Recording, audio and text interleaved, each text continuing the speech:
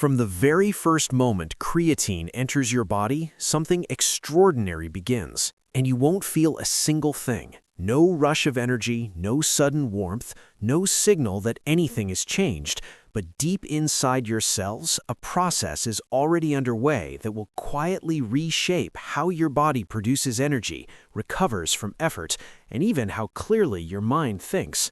Most people never understand what's actually happening beneath the surface. They assume creatine is just a gym supplement, something bodybuilders use to get bigger faster. But that assumption sells short one of the most well-researched molecules in the history of nutritional science. What creatine actually does is far more fundamental, far more intelligent, and far more relevant to every person alive, whether they've ever set foot in a gym or not. The story begins at the cellular level, and it begins the moment you take your first dose. Your body recognizes creatine immediately because it isn't a foreign substance. Your liver, kidneys, and pancreas already produce small amounts of it naturally. Your muscles already store it, so when you introduce additional creatine through supplementation, your body doesn't hesitate. It accepts it the way a battery accepts a charge. Your muscle cells begin pulling creatine inward, prioritizing storage in preparation for something they sense is coming: higher energy demand. This uptake happens quietly, efficiently, and without fanfare, and it's happening even if you're sitting perfectly still. Within the first 24 hours, one of the most misunderstood shifts in the body takes place.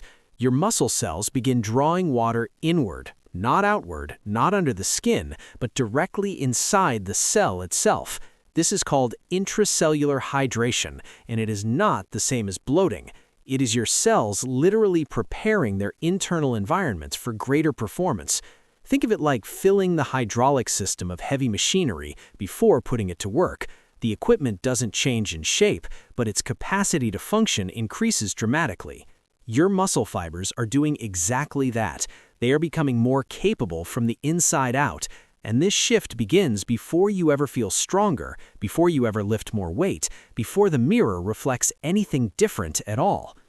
What makes this early phase so fascinating is what it reveals about how the body prepares for change. There's no dramatic moment, there's no announcement. The biology simply begins optimizing itself in response to an increased resource.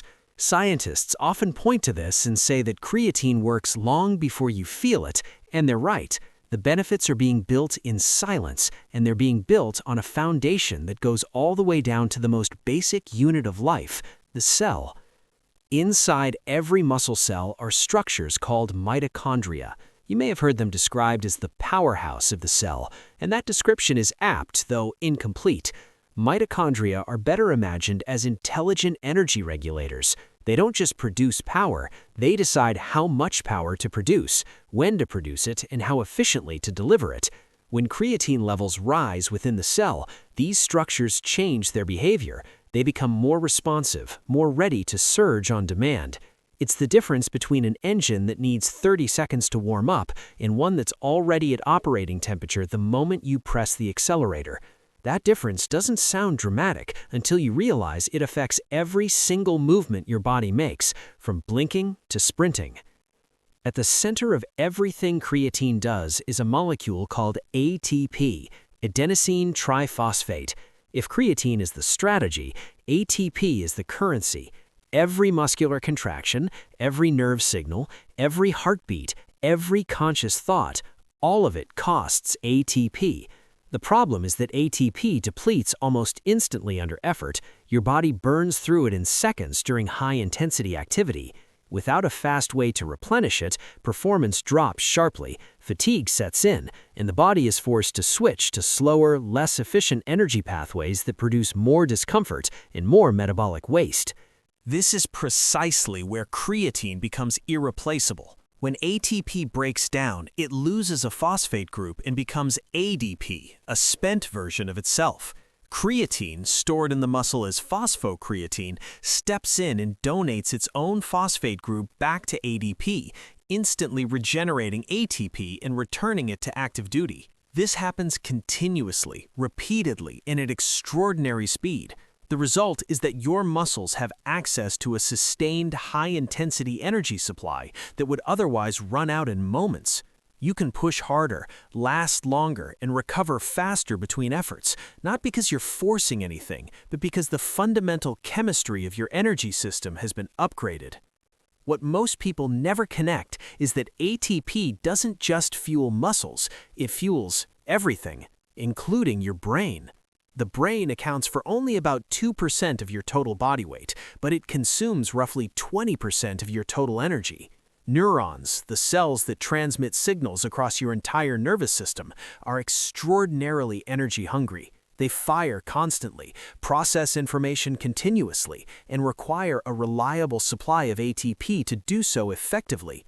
When creatine raises ATP availability in the brain, those neurons gain a more stable fuel supply, they fire more efficiently, they recover between signals more quickly, and the cumulative effect of this, experienced over days and weeks, is something most people would never attribute to a supplement they thought was only for muscles: sharper thinking, better focus, stronger working memory, and resistance to mental fatigue. Research has shown this effect across multiple populations, not just athletes, but office workers under deadline pressure, students during exam periods, adults dealing with sleep deprivation, and older individuals experiencing age-related cognitive decline. In every group, creatine's support for brain energy metabolism produced measurable improvements. One of the most striking findings involves people who sleep poorly. Sleep deprivation hammers cognitive performance by draining neural energy reserves faster than they can be replenished. When creatine is present in higher concentrations, it acts as a buffer, protecting the brain from those energy dips and keeping mental performance more stable even under stress. There's an additional detail here that surprises almost everyone.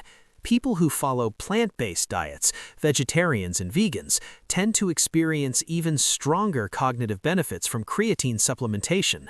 The reason is simple. Creatine is found almost exclusively in animal-based foods.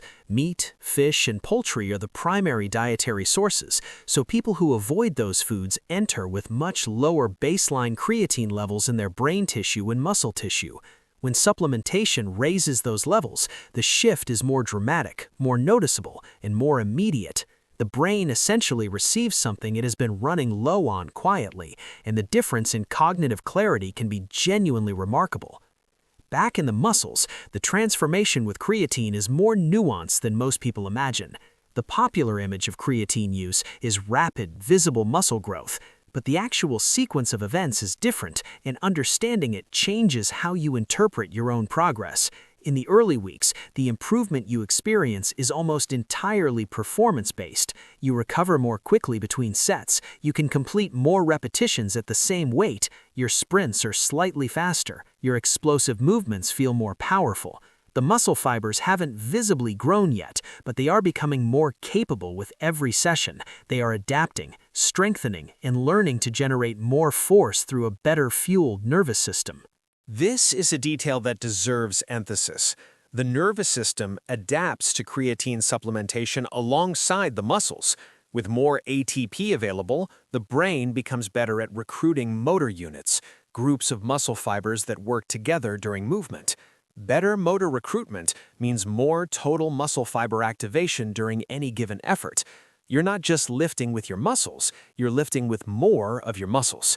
And that improvement in neuromuscular coordination is one of the core reasons performance jumps appear before visible size changes do. Strength always precedes shape. Creatine accelerates that sequence. Between the third and sixth week of consistent supplementation, this process reaches a more visible phase. The cellular environment inside the muscle has been optimized. Protein synthesis pathways, the biological processes responsible for repairing and building muscle tissue, operate more responsively when the cell is well hydrated and well fueled. Training stimuli that previously produced modest results now produce stronger adaptation signals. The muscle grows more effectively, not because creatine acts like a hormone, but because it creates an internal environment where the body's own growth mechanisms can work at full capacity. The distinction matters because it means creatine is working with your biology, not overriding it. Alongside strength, creatine produces significant metabolic adaptations that change how your body handles efforts at a fundamental level. One of the most important is its effect on lactic acid accumulation. During intense exercise, muscles produce hydrogen ions as a byproduct of energy production. These ions increase acidity inside the muscle, which is a primary driver of the burning sensation and the forced slowdown you experience during a difficult set or a hard sprint. Because creatine allows the phosphocreatine system to handle more of the energy demand during explosive efforts, the body relies less on the pathways that produce these acidic byproducts. The burning comes later, less intensely, and fades more quickly. This isn't just comfort, it means you can do more productive work in every session. Glycogen, your body's stored form of glucose, also benefits from creatine's presence. During explosive, high-intensity movements, phosphocreatine acts as the first line of energy supply. Because it handles those early demands so effectively, your body preserves glycogen for later stages of activity. The result is better sustained energy throughout longer training sessions and better endurance during repeated high-intensity efforts. Endurance athletes often overlook creatine for this reason, assuming it's irrelevant to their sport, but the glycogen-sparing effect alone makes it a meaningful tool for anyone who trains for more than 30 or 40 minutes at high intensity. Recovery is another area where creatine operates in ways that don't get enough attention. After a hard workout, your muscle fibers are damaged at the microscopic level. The process of repairing that damage, rebuilding torn proteins, restoring membrane integrity, reducing inflammation, requires significant energy. ATP is central to every one of those processes. When creatine keeps ATP availability high, post-workout repair happens faster and more completely. You return to training feeling more restored, less stiff, and more capable of matching or exceeding your previous performance. Over months and years, this compounds. Each session builds more effectively on the last because recovery is no longer the bottleneck it once was. Beyond performance and recovery, creatine's relevance extends into areas of health that most people would never connect to a supplement they saw in a sports store. As the body ages, muscle mass naturally decreases, a process called sarcopenia that begins in the 30s and accelerates after 50. Loss of muscle isn't merely an aesthetic issue. It directly affects mobility, balance, metabolic rate, and independence. Studies have consistently shown that creatine supplementation, particularly when combined with any form of resistance activity, significantly slows this loss. Older adults who supplement creatine maintain more functional muscle, move more easily, and maintain greater independence compared to those who don't. The implications for metabolic health are equally significant. Muscle tissue is one of the primary sites for glucose uptake in the body. When muscles are larger and more metabolically active, they process blood sugar more efficiently, reducing the burden on insulin and lowering the risk of metabolic dysfunction over time. By preserving muscle and keeping it energetically active, creatine supports metabolic health at a systemic level, not just in the gym, but across the full spectrum of daily biological function. There is also an emerging body of research exploring creatine's potential role in neurological health. Conditions that involve progressive energy depletion in brain tissue, including certain neurodegenerative diseases, have prompted scientists to investigate whether creatine's ability to support cellular energy metabolism could offer protective benefits. The research is still developing, and no definitive clinical claims can be made yet, but the biological rationale is sound, and the direction of the evidence is genuinely encouraging. What it reinforces fundamentally is that creatine is not a niche supplement. It's a molecule deeply embedded in the biology of human energy, and its influence touches nearly every system that depends on that energy. Despite all of this, myths about creatine continue to circulate with surprising persistence. The most damaging is the claim that creatine harmed the kidneys. This idea has been studied extensively, and in healthy individuals consuming creatine at recommended doses, there is no evidence of kidney damage or compromised function. The confusion arises from a molecule called creatinine, a natural byproduct of creatine metabolism, which rises in the blood during supplementation. Elevated creatinine can indicate kidney stress in other contexts, but in the context of creatine use, it simply reflects normal metabolic processing. Physicians familiar with this distinction understand it. Those who aren't sometimes raise alarms that the evidence does not support. The dehydration myth is equally unfounded. Creatine draws water into cells, increasing intracellular hydration. Rather than dehydrating the body, it actually improves the cellular water balance that supports optimal performance. Cramps attributed to creatine use in older studies have not been replicated in controlled research, and some evidence suggests creatine may reduce cramping by keeping muscle tissue better hydrated.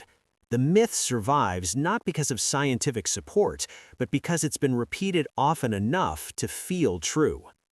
Creatine is not a stimulant. It does not create energy from nothing. It does not cause aggression, mood shifts, or hormonal disruption. It does not produce muscle without training. What it does is take the effort you already put in and allow your biology to respond to that effort more effectively.